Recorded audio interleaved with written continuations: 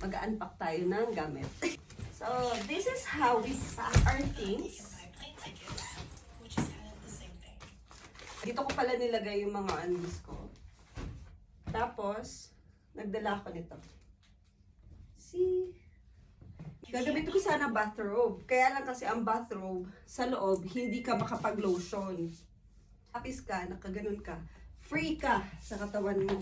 Ganon. Tapos ganon mo lang siya. Ito yung mga panlamig. Makakapal. Vacuum siya. Mas maganda siya kapag nag-travel talaga. Kasi yung mga bulky nyo ng mga panglamig, naninipis. Tsaka, nakaset na rin yung OTD namin per day. Ito. Ito yung second day ko for tomorrow. Makapal siya kasi punta kami ng snow.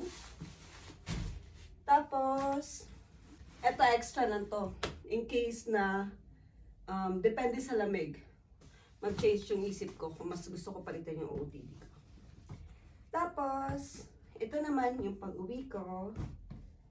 Pantulog. Tapos, ito siya. Ito yung OOTD ko for today. Ayan. Diba? Nakaseparate na siya para mas madali.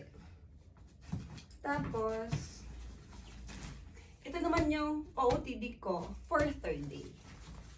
Tsaka guys, travel bag. Itong mga travel bag na to, in-order ko lang siya sa Shopee. So, may umuwi kasi sa Pilipinas na friend ko. In-order ko, pina-address ko sa kanya. Dilala niya ng Bahrain. Super helpful niya, nakakatwa. Ayun lang.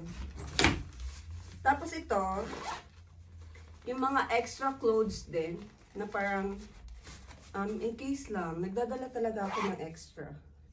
Extra pa ng, ito pala yung leggings ko pa uwi din. Here are the other things that I bring with me whenever I travel. First is the travel adapter. I also bring with me my extension wire so I can charge multiple devices such as hair iron, hair blower, and chargers for my phone and power bank. And also, most of the times, hotels and Airbnb has limited outlets only, and most of them are hard to reach. So, extension wire is very helpful. Dahil dyan, aura mo na si Inday. Malamig ang simoy ng hangin. Wag lambingin kung di jojoain.